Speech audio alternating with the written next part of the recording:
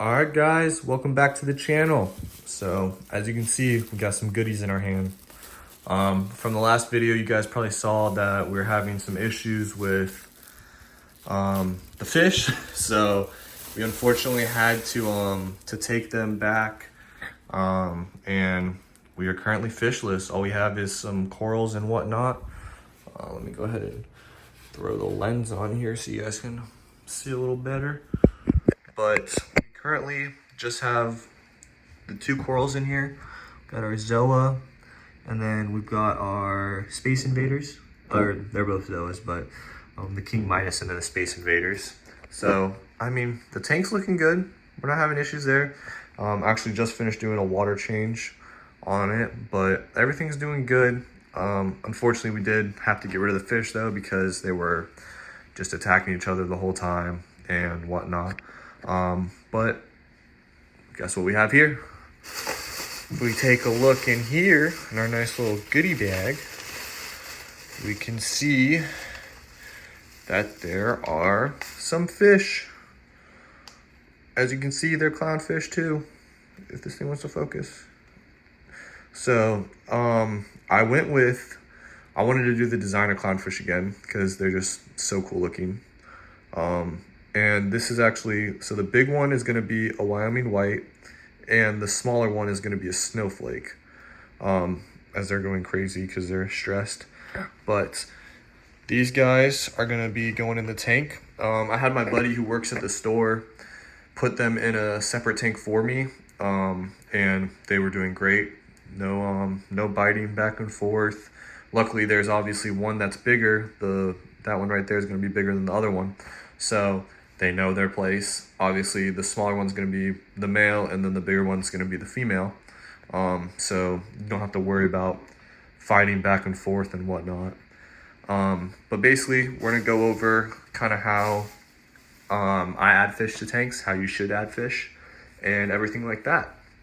So to start, whenever you get your fish bag with your fish in it, I just go straight in. Look, typically, it's easier when you have a bigger tank, but obviously with a small tank, you need to you'd like to get the whole bag in there. I'm just going to do this for the filming purposes. It's probably going to go in the main part, but you want to just get the bag in the tank water. So that way they can get acclimated to the temperature of the water.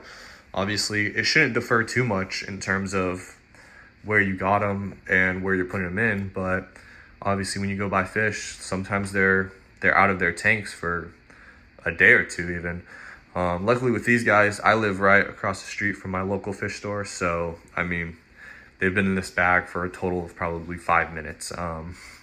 It's not too big of a deal for me, but we're gonna go ahead and let them sit in here. I typically do like 30 minutes just to be safe, but it's completely up to you guys how long you want to let them acclimate for. And then once that's done, we'll pick up the camera and show you guys what the next step is. All right, guys, now we're back. It's been about 30 minutes, so we're gonna go ahead and take these guys out and put them in a different container. A lot of people use buckets and whatnot. You can kind of use whatever you want to.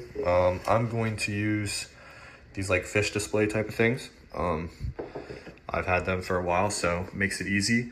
And basically what you're gonna wanna do is empty this bag into a container, and then we're gonna go ahead and start drip acclimating them. And I'll show you guys how we do that. Let me just go ahead and put these guys in the container. All right, guys. So here's our fish right here. Obviously you can see 2 different sizes. It's the best thing right there. Make sure you guys don't get same size clownfish unless they're going in a big tank. 5 gallons is way too small for the same size, unless they're like mated and everything like that. But they're super pretty. So we got the Wyoming white, which is going to be the fully white one. Then this one's going to be a snowflake. So he kind of has more speckles in his pattern and whatnot. Super cool. So next step. All right, you're gonna want to get one of these drip acclimators. I've seen people make DIY ones, but I would just recommend getting one. They're not too expensive. And basically what you're gonna want to do is this end is going to go into the tank water. So let me get it through my filter floss if I can. All right, so that side is in the tank water, and then we're gonna take our container and go ahead and put it down to ground level. I'm actually gonna take the lens off. All right, so we got our tank down here, and then we're going to take our drip line, and it's basically just gonna go into the tank. I typically use a little clip, put it on the side, and then I can take this line.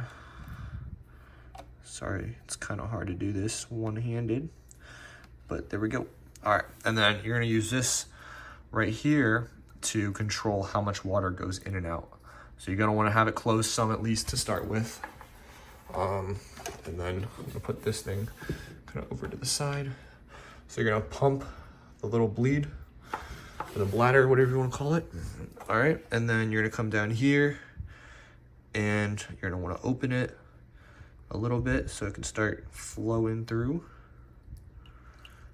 And then you can see that it starts dripping the water. Let's see if I can get it so you guys can really see it. If I can get this situated. If I put it, you guys can kind of get the idea, but so the water's dripping out. I typically do it a couple drips per second. You can do a little less or a little more. Kind of just depends on personal preference, but you're gonna wanna just let them drip. And basically this is going to get them used to the salinity of the tank. So obviously coming from a different tank, it's gonna have different salinity.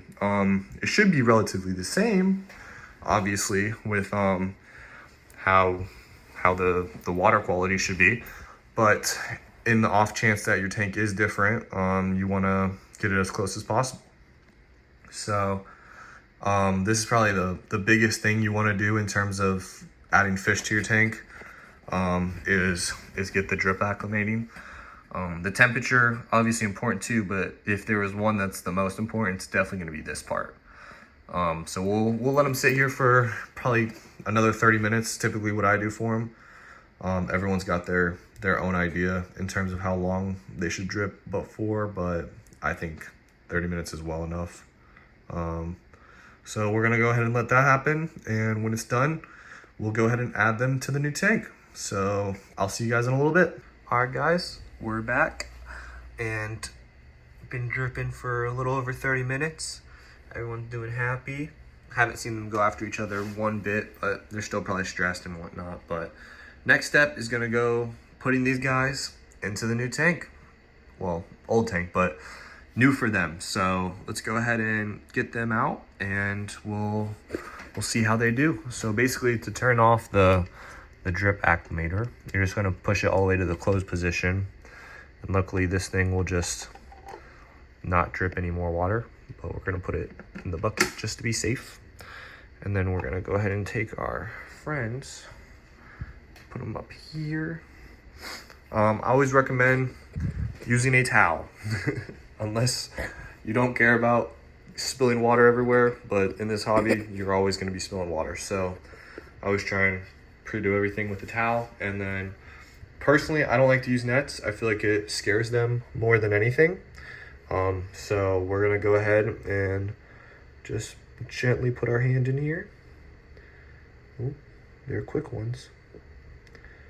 And we're going to attempt to catch the little guy. All right, and then not crushing him or anything like that.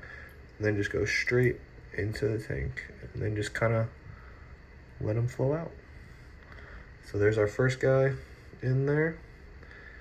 Then we're gonna come and get this big boy,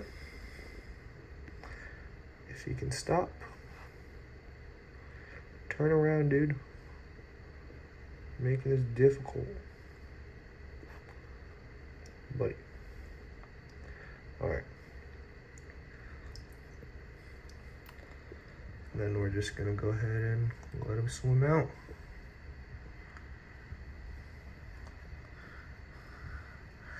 I know typically it's pretty good to turn off the flow so they can kind of just get adjusted first. But there they are in the tank. Look to be pretty happy. I put this on the floor. And as you see, we spilled. So you gotta have a towel so he doesn't get under my tank. But there they are, looking super happy in the tank.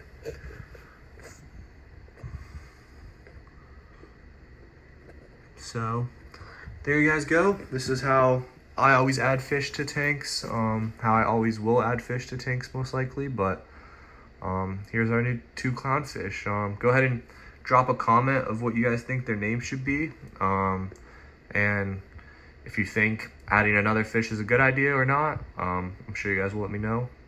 And then whatever corals you guys want to see in the tank, because we're gonna fill this thing up. But hopefully these 2 guys are gonna do good. They seem good together right now, so let's cross our fingers, and I'll see you guys in the next update. All right.